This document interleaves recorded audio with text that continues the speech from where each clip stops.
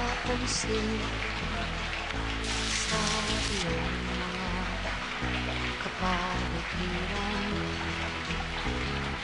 Kay ganda ng hangin, kabinang mga... So yung binabag ko mga rock formation sa taas, close up natin. Tignan natin yung mga parang daanan ng mga tubig para ma-appreciate nyo lalo yung ganda ng nagbusa na po. No?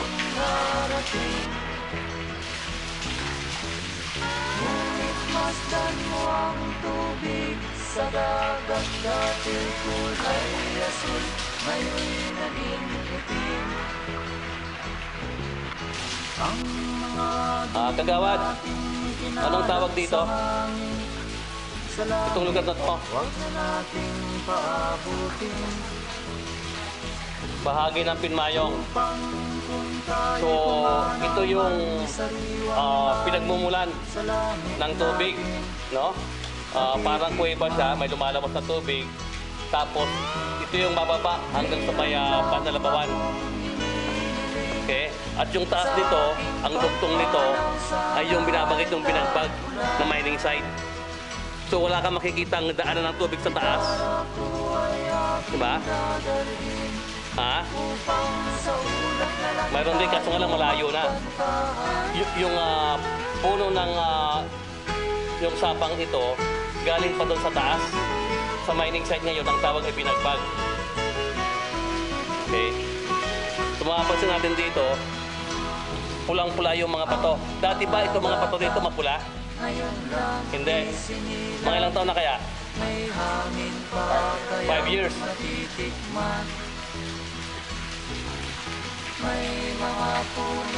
So, kita natin yung mga rock formation dito. Kita natin yung marka ng daanan ng tubig. Dito sa may parang kuweba. Dito lumalagos, dito ang lagosan ng tubig. Mapapansin natin yung dingding ng parang ng kuwebang ito, lagosan ng tubig. Pulang-pula. Nang binabanggit ng mga tao, dati hindi naman pula to eh. Nagsimulang pumula to, mga 5 taon pa lang. So, kitang-kita nyo yung ganda ng mga formations dito. Mayroong mini waterfall. At ito'y bababa dito sa parang natural na pabilog. No? At ang linaw-linaw ng tubig dito.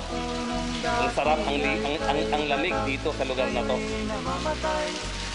So makita natin dito, no? Ayan, tapos karugtong nito nung parang pader pataas. Siguro aabot ito ng mga hindi bababa sa 50 metros yung taas ng cliff na to. Ayan, nakahiga na ako. Ito yung cliff, no? Ayan. Hanggang doon sa may banda baba ito. Ganito yung itsura.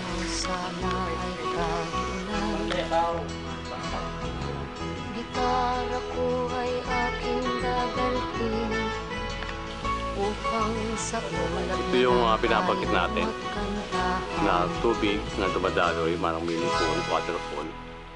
Pababa siya dyan, parang may pabilog na natural na parang na siyang swimming pool. Tapos ito'y andito sa mga rock formations na ito. Kaya natin hanggang doon yan. So kaya natin yung rock formation na yan. So pwede ka mag-mountain climb, rock climbing dito. Tapos kung mag-rock climbing, pwede kang sabay dito.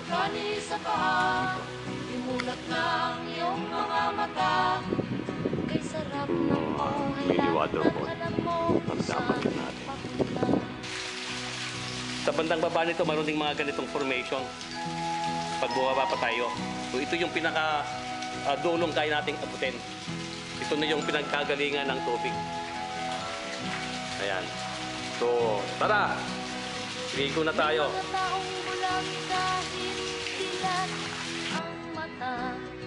May mga taong tinatalian sariling kamay at paa.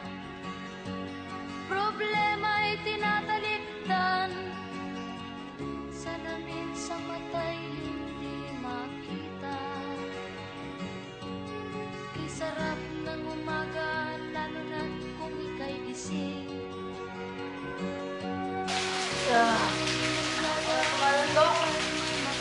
Si Carla yon, gusto niya ng tumalon. So, dito rin yung aking anak, si Kim.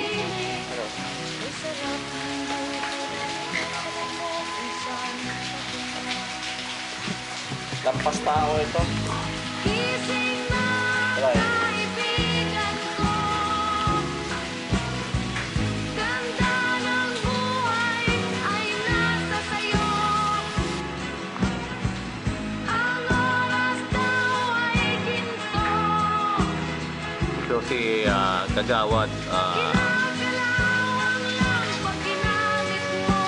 Boy Wiba, saka si Tanod Arong Acosta, kasama si Boying Maravillas. Sila yung kasama namin dito umakyat sa Timay.